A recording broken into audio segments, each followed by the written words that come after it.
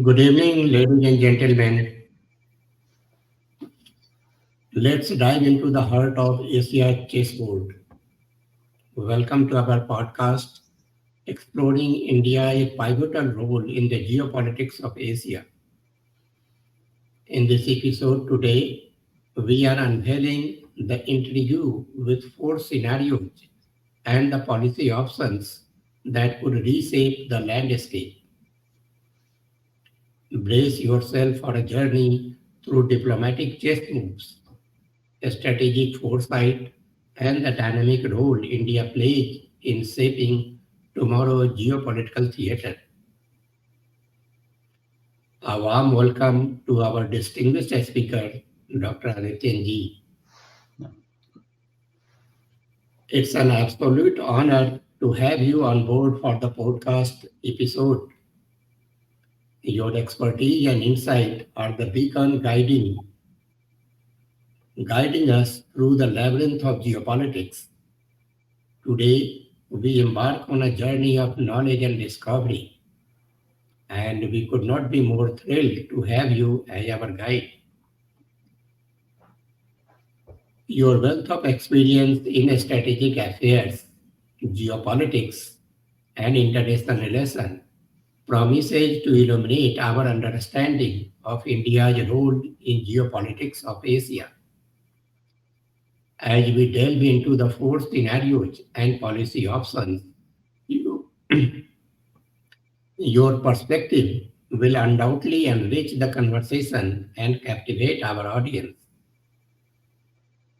Thank you for joining us on this intellectual adventure. Let's make waves in the world of ideas and understanding. I am your host here, Hari Prakash Sinha, from the podcast series Bharat and Geopolitics. Thank you very much indeed, Hari Prakash ji, for inviting me on your platform for this particular episode. I am so indebted to you, sir. So, coming to the topic we are going to discuss today, that geopolitics in Asia and what kind of policy India should have in different scenarios, that we are going to discuss today. So the very first scenario that we are going to discuss it about China and Taiwan, because China has said Taiwan is their country and they are going to take it over and combine this with the mainland China. So suppose that happens, China invades Taiwan, but the US intervenes, and the intervention turn into a full-scale war. So what will happen in that scenario if that happens? How India will be impacted, and what policy option you suggest for India? So that we would like to learn from you, sir. I think it's important to recognize that China claims that Taiwan is not an independent country. Taiwan is a province of China. But if you see from 1895 onwards, mainland China's control over the island of Taiwan was only for a period of 4 years. Oh, I see. Uh, Mainland China has not been able to control Taiwan, and Taiwan has governed itself. So that is fact number one. Number two is that when the Republican government in China fell down to Communist Party, PLA forces in 1949, Yeah. Chiang Kai-shek, who was the leader of Kuomintang Party, fled mainland China to island of Taiwan with his followers. So there was some influx of mainlander Chinese to Taiwan. And they took over the island and they governed the island in a very dictatorial, ruthless manner. It was not a democracy. It was a one party state, and till 1996, there were no direct elections in Taiwan. Elections where president was chosen only by the members of the assembly, National Assembly, or something like that. In 1996, they started having democratic elections, direct elections by one person, one vote system. At the time of that election, China created a lot of, show of force across Taiwan Strait, fired missiles and, ships, did blockade, economic blockade of Taiwan, and United States responded. So there's a history there, but China realized that bravado does not gain you any friends and it does not give you any advantage. Having said that, they have been doing hostile acts against Taiwan, breaching their airspace. Frequently, Chinese jets will buzz over Taiwanese airspace. Uh, PLA Navy vessels will cross the Taiwan Strait and go into Taiwanese waters. So they keep on testing that. Will Taiwan be invaded by mainland China? That is a very significant question. Some people say it's not a question of if, it's a question of when. And people are conjecturing that maybe 2027 would be the year when Communist China will invade Taiwan, because that would be the 100 year of establishment of the PLA. So that is a milestone. The other thing is that the persona of Chinese dictator Xi Jinping, after Mao Zedong, Xi Jinping is the only Chinese ruler who has tried to take the mantle of the core leader of the Chinese Communist Party. And this Yeah. is third term, so he's getting old. He's having a lot of internal problems. Chinese economy is slowing down. He would like to leave his legacy as a Communist Party leader who got Taiwan back. So, from that perspective, it is likely that Xi Jinping may decide to invade Taiwan. But there's a counter argument to that. Chinese leadership from the time of Sun Tzu have followed Sun Tzu's philosophy of winning the battle without fighting any war. So China may not decide to invade Taiwan, but may do what it does on India-Tibet border. Gradual encroachment, salami slicing technique that China has done with all other its land neighbors, that Mhm. China will occupy some of the territory of the neighbor, land territory, and then Mhm. get into some sort of compromise called mutual agreement, in which China will go back half the way so they still control half of your territory. Now, Taiwan is an island nation, but there are other islands also, and the other three islands are Kinsman, Matsu, and there's one more. Now, Kinsman Island is very near the mainland China. So instead of invading Taiwan proper, they may invade Kinsman and abduct Taiwanese people living there. So they may do things like that. In the scenario China does full-fledged invasion of Taiwan, they have to move a lot of forces. There's no land bridge between Taiwan and mainland China. Does Yeah. mainland have capacity to move cavalry, heavy armored vehicles, tanks to mainland China?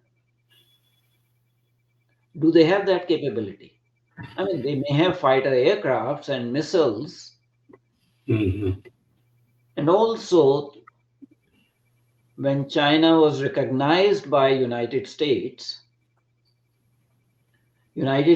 Congress passed a law called Taiwan's Relations Act.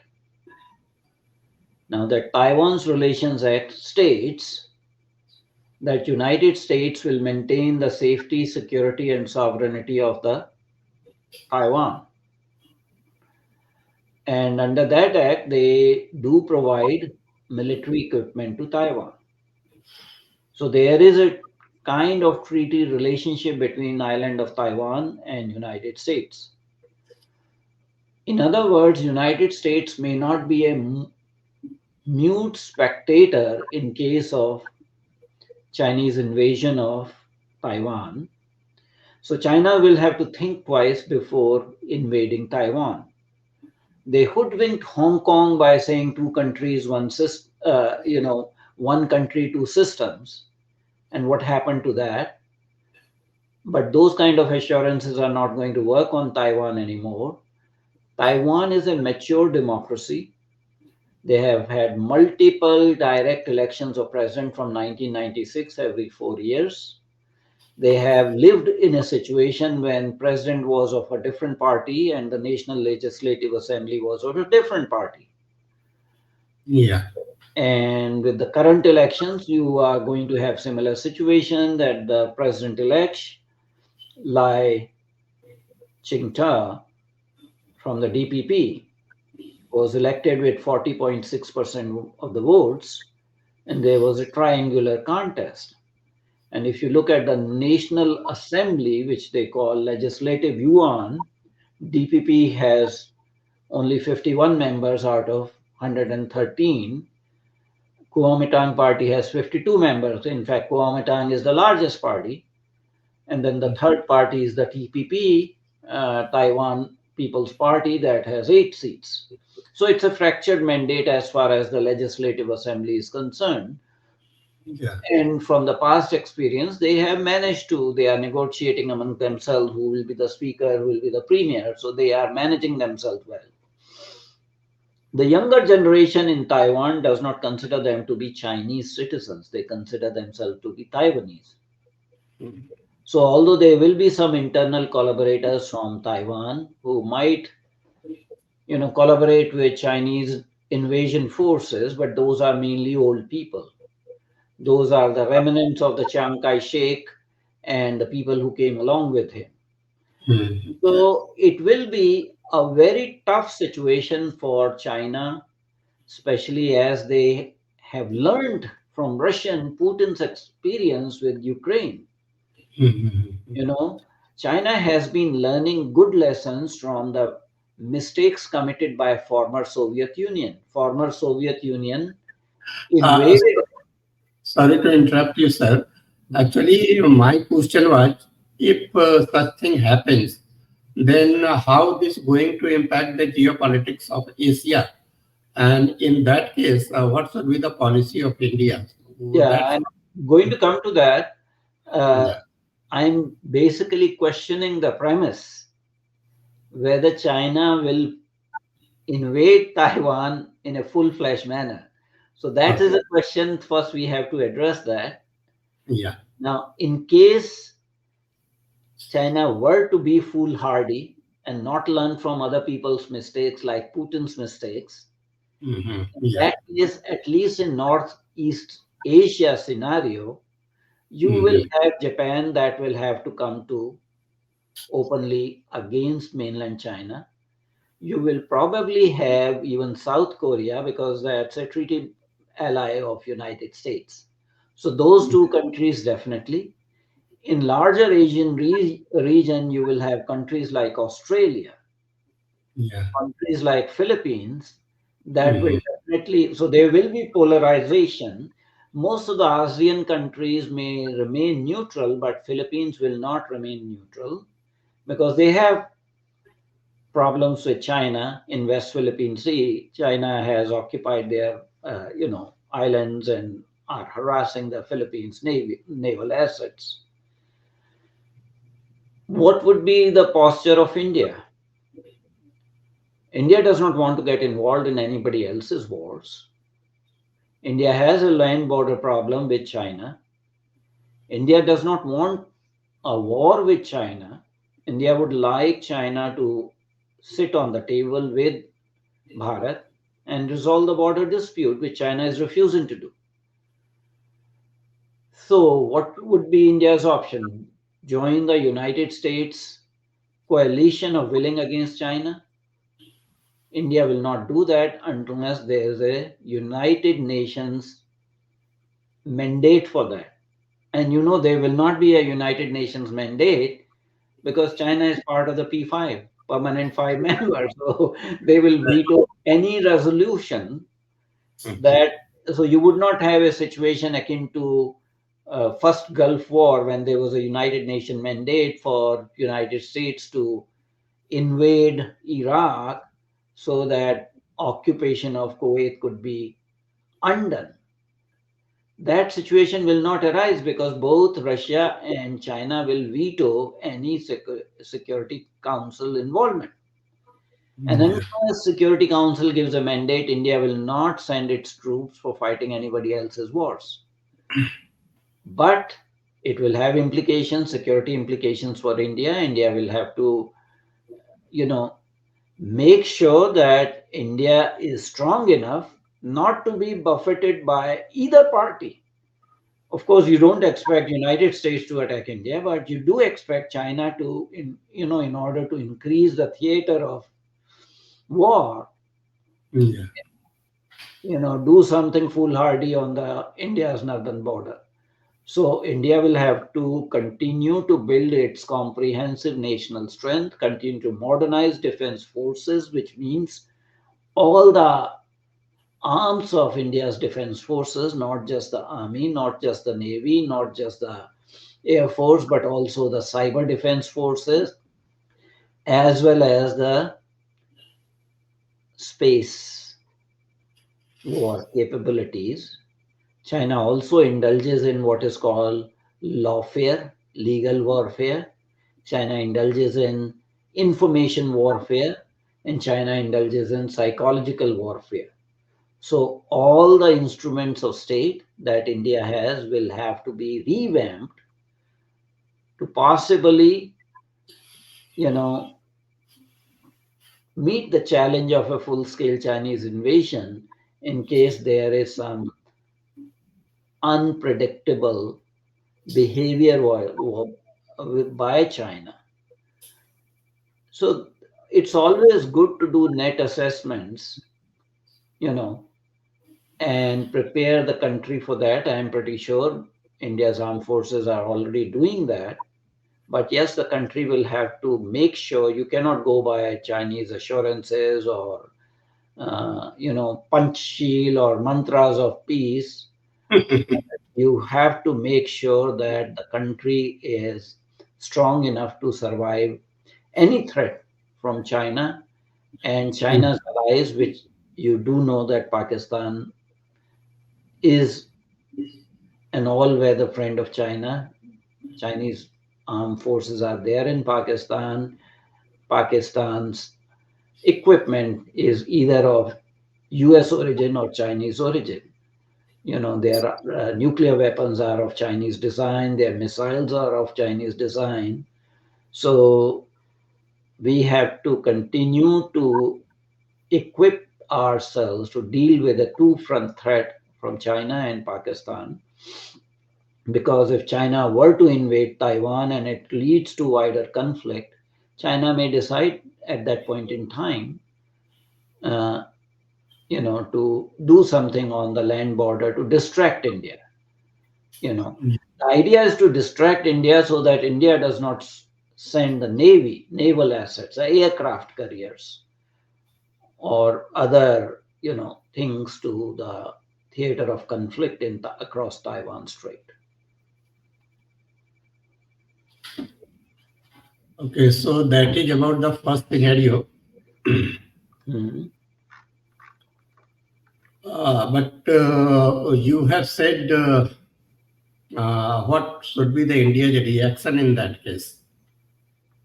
But what I wanted to learn actually, You in that scenario, suppose that thing happens, Hmm.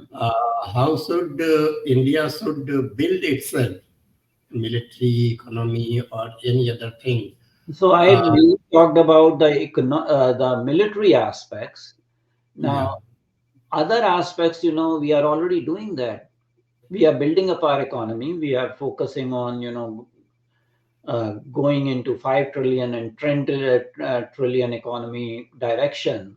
That is bound to happen irrespective of whether China invades Taiwan in 2027 or 2037 or 2047. India is continuing to build up her economy and infrastructure capabilities.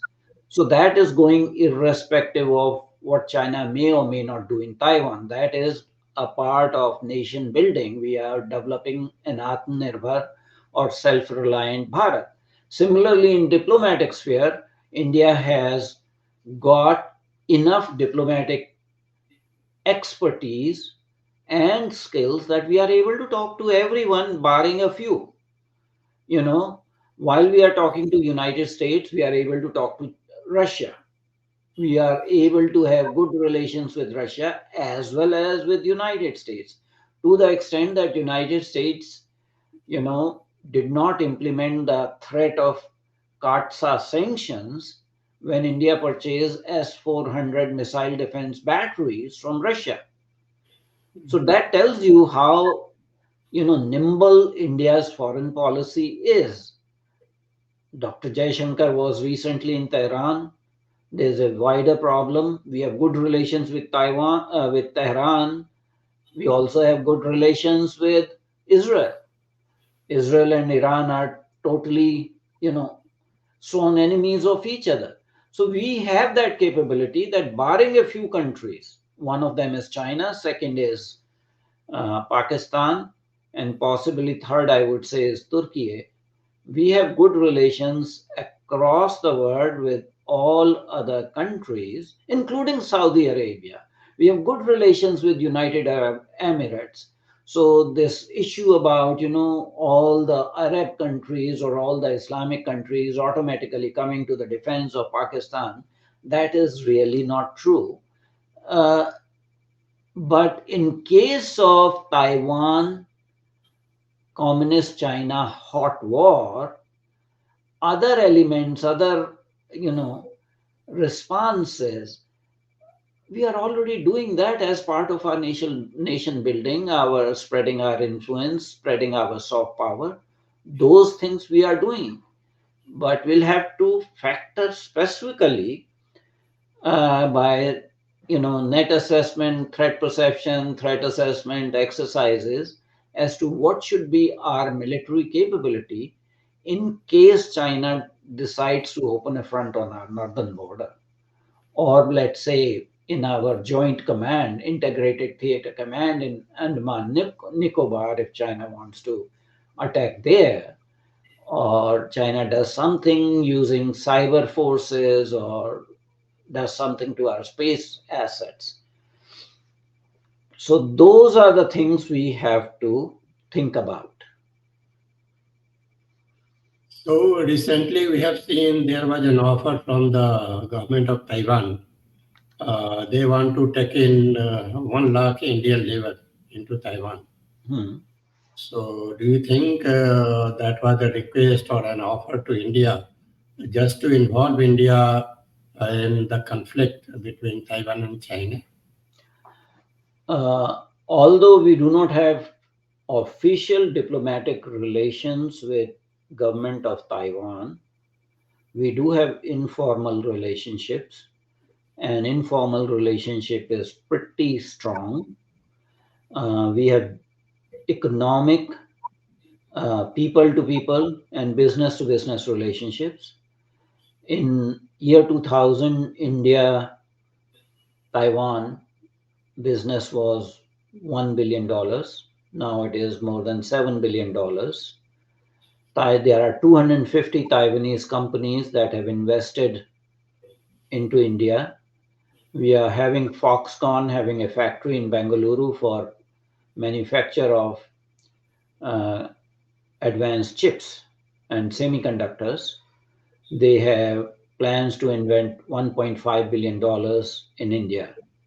So the multi-dimensional relationship between Bharat and India is on the rise. And part of that may be just like we provide human resources or personnel to other countries, Taiwan would not be any exception. Taiwan is a country with aging population.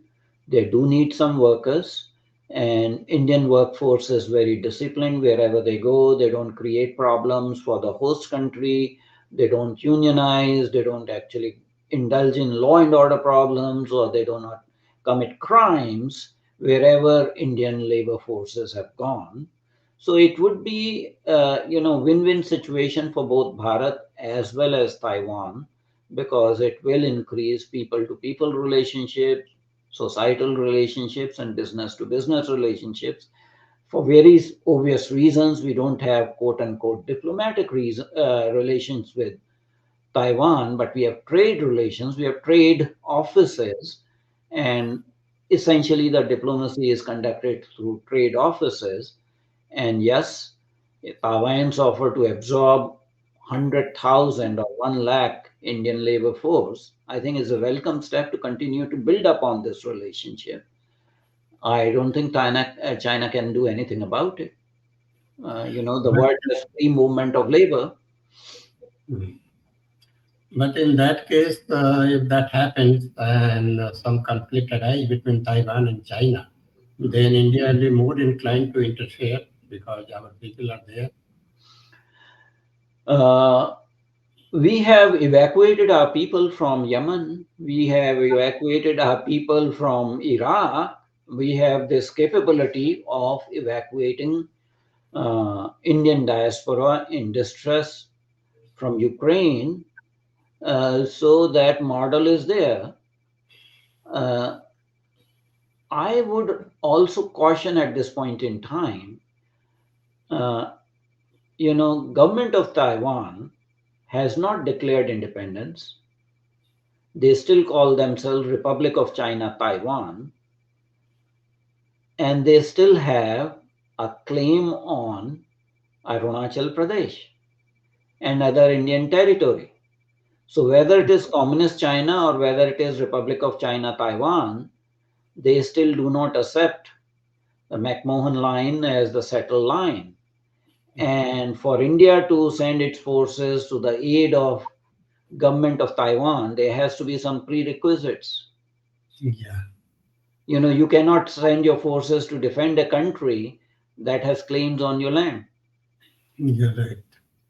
They still have not recognized Tibet as an independent country, government of Taiwan. I understand why they have not done that, because they don't want to provoke China, because that would be tantamount to declaring their independence. Yeah, okay. That's great. So we are moving to the second scenario because we know earlier the US and China were great friends, and now the relationship has gone a bit sour actually. But they both have their own compulsions. So suppose US and China is able to reach an agreement on trade and technology to save their own economies because they both are facing problems at their home ground actually. So they also reach an agreement on Taiwan, like some agreement with China on Taiwan, so that the status quo is not changed. So if that happens, that might happen, then what kind of impact it will have on the geopolitics of Asia, and what should be the policy of India actually in that case? How should India deal with such a scenario, and what policy framework should India be having in that case? So from the time United States decided to change the recognition from Republic of China to People's Republic of China in 1971 onwards, there was an implicit understanding between People's Republic of China and United States that was governed through Taiwan Relations Act, that United States will focus on the safety, security, and sovereignty of island of Taiwan and would be responsible for, providing them arms, etc. So we already have this situation from 1971 onwards when United States recognized Communist China that they have been the protector of the island of Taiwan, whether it is diplomatic, whether it is economic, or in terms of military security. They've been doing that. So we already have that situation. It's not a future scenario. China and United States have worked together to develop an economy in which United States was offshoring to their factories, their manufacturing concerns to mainland China because the labor was cheap. Now that situation has changed. The relationship has become sour. United States is de-risking and de-linking their economy with Chinese economy. They are doing what is called friendshoring. So they are moving their manufacturing concerns from mainland China to Malaysia, Vietnam, possibly India, maybe other Southeast Asian countries, and nearer home to Mexico. And that's a process that is irreversible. It is not going to be done in one day or 1 year or uh, 5 years, but that process has already started. It is very unlikely that United States and China will come to some sort of agreement because you remember in November of 2023 when Xi Jinping went for APEC meeting in San Francisco in United States, he had a set aside meeting with Joe Biden. And in that meeting with Joe Biden, Xi Jinping reportedly said that the reunification of Taiwan and China is inevitable. You won't be able to do anything, the world would not be able to do anything. So Chinese intent is there. They have said it openly that they will do it. Now, how do you expect United States to just swallow that lock, stock, and barrel or do something? It is very unlikely that they will be, you can keep on deferring the conflict for future, and that has been done from 1971 onwards. So this is not a futuristic scenario, that is the existing situation. There are ups and downs in the relationship, but somehow communist China and United States have maintained to have the status quo persist without China indulging in direct action, kinetic action to take over the island. They have done threatening actions. In 1996, when for the first time direct elections were held in island of Taiwan, as I said, China did a lot of show of force, economic blockade, but after that they realized that they cannot do it. They don't have that capability that they can send all their land forces to Taiwan, island of Taiwan through. It's a process. By the time they do that, United States aircraft carriers will attack them and they will be sitting ducks. It's not going to happen overnight. So point I'm trying to make is that we already have this situation which has persisted for almost uh, 60, 55, 60 years of a rapprochement between communist China and United States, which has led to non-invasion, non-aggression against Taiwan despite not having any treaty or mutual agreement, signed agreement. Situation has maintained. And US China economic relationship has gone through cycles. Bill Clinton, as United States president, allowed China to be part of WTO without having any responsibilities or preconditions. China massively use up that membership in WTO to start dumping their Chinese made products into other countries, indulge in predatory mercantilism, leading to a massive trade surplus with every country in the world, to the extent that Communist China, along with Hong Kong, has a foreign exchange reserve of $4.1 trillion at this point in time. So Yeah. we have this situation that has persisted. There's nothing new about it. And India has dealt with this situation by various means. We have engaged China in various international fora uh, on climate issues. We have worked with China in various things. India has become party to Shanghai Cooperation Organization, has taken membership. That is to engage with China, to have some sort of confidence building measure. There's another forum on which India and China sit together, and that is RIC, Russia, India, China trilateral. Of course, it's not very effective, it's not very active, but yes, we are engaging China. We engage China as part of BRICS or BRICS alliance. So we have our diplomatic overtures going on. Having said that, any kind of engagement with China is not useful because they never honor any agreement. We Yeah. did more than 22 meetings at special representative levels between China's special representatives initially. Uh, you know, the current one is Wang Yi, who's the third one. Prior to that was Yang Jiechi, Mhm. uh, and India's national security advisor, starting from I think M.K. Narayanan, and then prior to that Brajesh Mishra, and you know uh, Shiv Shankar Menon, and now Ajit Doval. These 22 rounds of meetings have not led to China changing its behavior, have not led to China, going back to status quo ante. China keeps on nibbling Indian territory by salami slicing. So we have a trouble with China. China's relationship between India and China cannot be improved unilaterally because China wants to play the big brother. China wants India to expect India to swallow every insult. We can indulge in, civil society dialogue or track two dialogue, but that does not mean anything.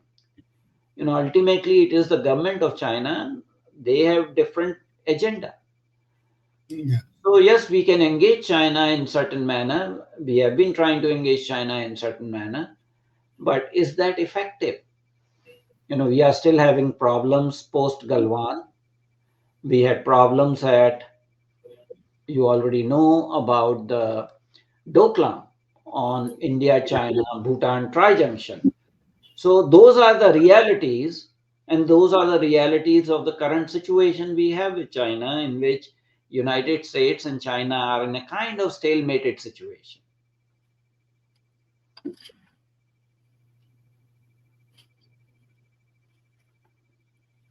So, what do you think India should do to force China to change its attitude? Well, India has to build up its what is called comprehensive national strength, which is a measure of military strength, economic strength, commercial, capabilities, your soft power, everything taken into the metrics. And as Indian economy is bo- progressing, I won't say booming, but progressing, we are getting there, from 10th largest economy in terms of GDP. We have reached the fifth place, and soon we might become the third one after US, China, and the third one would be India. Right now we are at fifth level. We have surpassed United Kingdoms. We have our own now manufacturing military industrial complex in development under Atmanirbhar Bharat. We are able to design aircraft carriers. We are building our own missiles. We are having ASAT capabilities. So we should not neglect any aspect of our defense capability.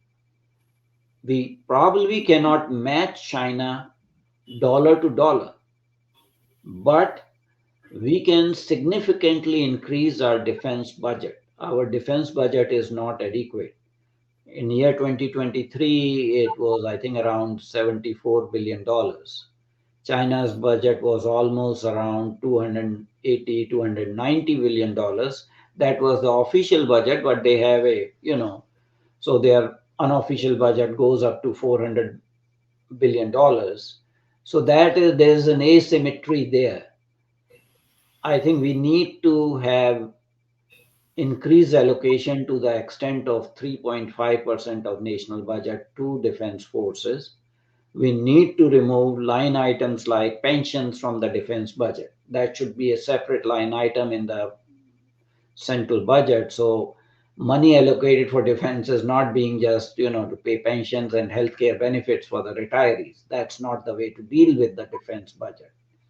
Defense budget should be for current defense needs, not for paying retirement purposes. So there Right, is sir. an urgent need to increase the allocation, defense budgetary allocation to defense budget. We need to develop a true blue water navy. We have two aircraft carriers at this point in time. Third is in planning phase. China has already got three aircraft carriers. Fourth is in the planning phase. Uh, we don't have very many nuclear powered submarines. We have, I think, three at this point in time. The fourth is being tried out, constructed, and our submarines are very small. So we do need SSBNs in larger number, uh, and that requires defense allocation.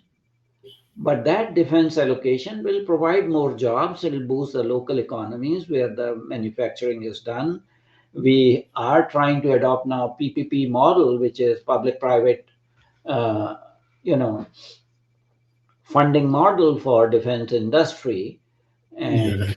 we need to shore up our local resources, domestic resources, and not just let the government handle the manufacturing in the military industrial complex. So steps are being taken, but I think the urgent need would be to increase the defense budget in a Yes, sir. significant manner. In a Yes. significant manner. Thank you, sir. So we are moving towards our third scenario. We see that the geopolitical tensions are managed, but there is a fragmentation in trade infrastructure. So as a result, the energy prices soars. So India has protected itself from the major economic shocks, but there is a tension with China over the rare earth minerals, which result in high computer chip prices.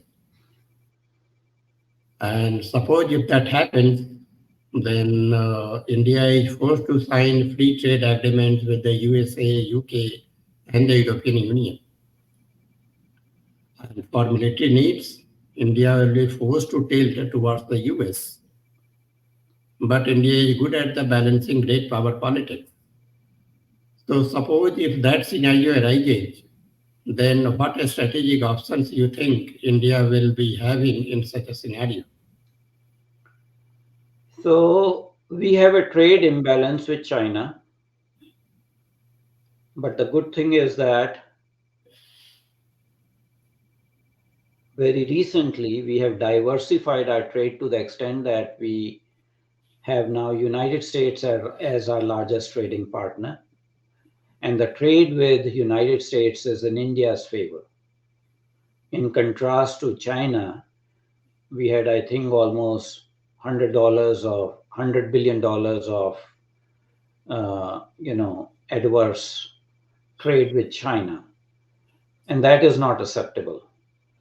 As far as China's stronghold on rare earth minerals is there, that is for the entire world. There was a time that they controlled 90% of the supply of rare earths. I think that has gone down now.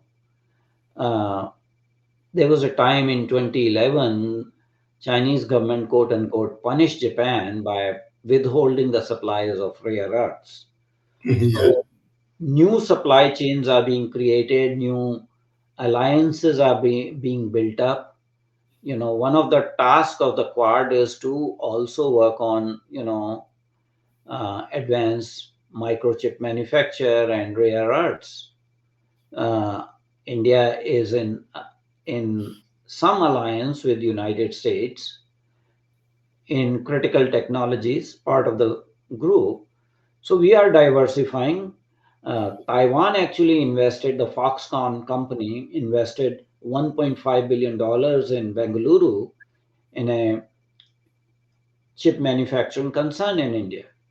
And they have plans to increase that to maybe $5 billion. We are trying to build up our own capability. While we do that, traditionally, because of our policies, we were not welcome in international trade blocs. So India was never member of APEC, Asia-Pacific Economic Cooperation, because whether it was United States, whether it was China, whether it was ASEAN countries, they accused India of being obstructionist and trade protectionist. So India was never part of it. India is not part of, you know, uh, TTP, which has been renamed as CPTTP, or which is a sort of newer trade bloc out of which all the three major countries, United States, China, and India, are not part of it. In fact, China has put up its application to be part of CPTTP, and Taiwan has put its application to be part of CPTPP. United States was part of the original grouping TPP, but under Donald Trump's presidency, United States withdrew. India was negotiating party to comprehensive economic, regional trade grouping in Asia Pacific region with ASEAN countries, but eventually India decided to withdraw from that because of problems with China, because it would have led to China dumping its manufactured shoddy, cheap products into India using that mechanism.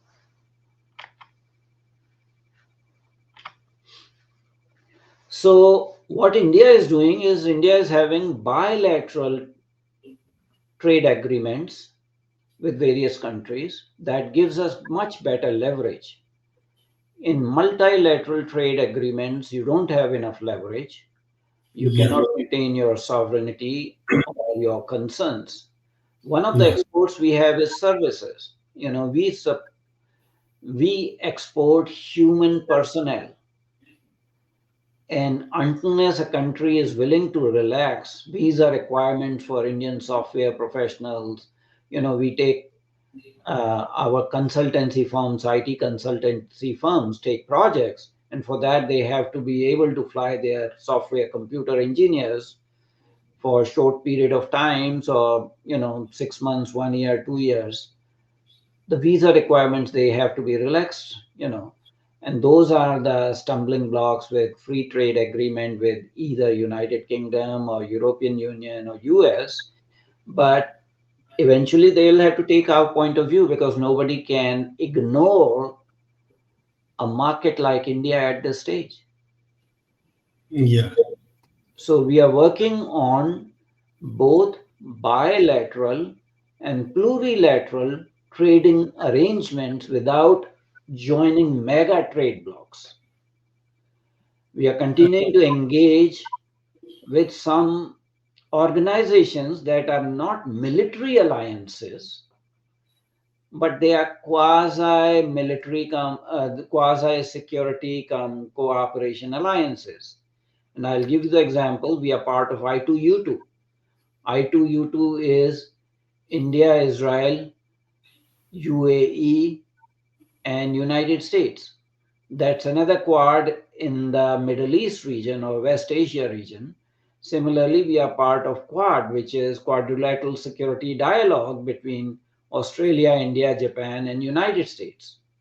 Now, Quad is, although it is a security dialogue, it is not a military alliance. India is not part of NATO. India is not part of any security treaty by choice. But we are becoming part of these plurilateral, minilateral agreements that overall improve India's security without quote unquote ganging up upon another country. Thank you so much, sir. We have only 9 minutes of time left, and there is the one last scenario that I would like to discuss with you. Hmm. Suppose, suppose what India is trying currently to become Atmanirbhar, self-reliant in every manner. So this is the scenario about that. India exercises autonomy and maneuverability comes under great pressure as all countries look for their own interest. The multilateral system is dysfunctional, giving way to authoritarianism. So, in terms of security, vulnerability, and energy insecurity, lead to a large-scale economic deprivation with the adverse implication for institution and social stability. In terms of development and economics, the rupee depreciates, which impacts on the remittances. Division and instability in the neighborhood also have a spillover effect on the country. So the So, way, yeah. So what policy option you suggest for India in such a scenario? What India is trying currently actually in that case? so these are four scenarios that were, sort of proposed by a German organization doing a workshop trying to engage India's young intellectuals. And I think you need to understand that the what was the purpose of this exercise by a German organization to do in India. The Okay. other thing we need to keep in mind, are these four scenarios mutually exclusive? Probably not. These things are happening all the time, and I've tried to emphasize that. Yeah. The geopolitics is very complex. You don't have neatly separated out scenarios. Yeah. Right. Right. Sir. So let's understand that India is trying to exercise strategic, not just strategic autonomy, but strategic independence. And as I said, has been able to maneuver between various contrasting scenarios while maintaining and looking after India's interests. Now, we also need to remember history never ceases. There are always conflicts everywhere in all parts of the world. Right. So Sir. to say that the international system breaks down, it's already broken down, you might say. You Yeah. know, Russia invaded Ukraine. There's a stalemated war. Russia occupies around 20% of Ukraine. NATO forces are basically supporting it's a NATO versus Russia war on the land of Ukraine. Country of Ukraine is getting decimated. Half of the population of Ukraine has already fled from there. You are having problems with Middle East. There's a war going on between Saudi Arabia and Houthi rebels in Yemen from 2014 onwards. In This is a war that has been totally neglected. There's a war going on between Israel and Gaza. There are conflicts now going on between Pakistan and Iran. Iran. There's a conflict between Venezuela and Guyana. There's a conflict between China and Japan. There's a conflict between China and Philippines. So we can't say that we have a stable international system. And as we live in this era, we are already dealing with all these problems. We are dealing with these problems in a very nimble manner, safeguarding India's national interests while building up our institutions, building up our military industrial complex under Atmanirbhar Bharat. We are again becoming leader or a leader of the global south. You know, the way we handle G20 summit, the way Yes. we invited Organization of African Unity or AU, African Union, as 21st member of G20 shows our clout. So we are already doing South-South cooperation as we speak. A NAM meeting, non-aligned meeting was held in, I think, Uganda or somewhere, and India is re-engaging with that institution. So we are getting the there with the global south. We are getting into the leadership mode. We are exercising our soft power. You saw in G20, whole of India was on display. There were more than 100 meetings in different cities all over India. And if in terms of economy, you see, we now have, Indian currency becoming legal tender in some other countries. We are conducting bilateral trade in rupee terms also. You know, Yes.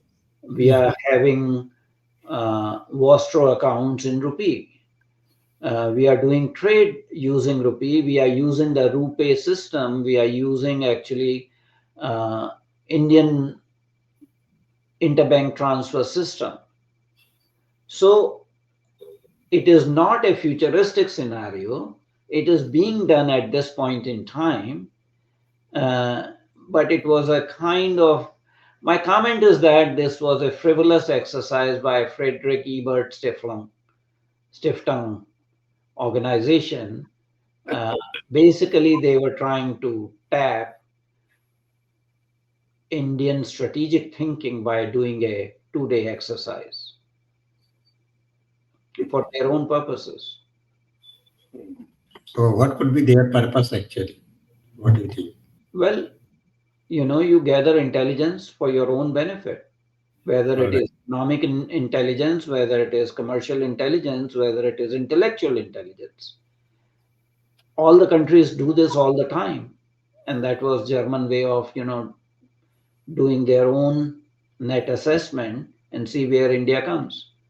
Because these four policy scenarios, geopolitical scenarios, are not mutually exclusive, and Ye- some of them are not even futuristic. Two of them are already happening. Yes. Okay. So thank you so much, sir. That was the all the question I had for today. And since it was a very enlightening session, we all must have learned a lot of things from this discussion. So thank you so much for your time. I'm highly indebted to you. You always come to our platform whenever I want. Well, it's my pleasure, Mr. Sinha, to come to your platform and discuss geopolitics. You always come out with very intellectually stimulating discussions and questions. So I enjoy having conversations with you, and we hope we'll continue to do that in future. Yes, sir. Yes, sir. Sure. Thank you, viewer. Thank you so much. Please like the video and share the video to spread the knowledge. Thank you so much. Thank you, sir. Namaskar.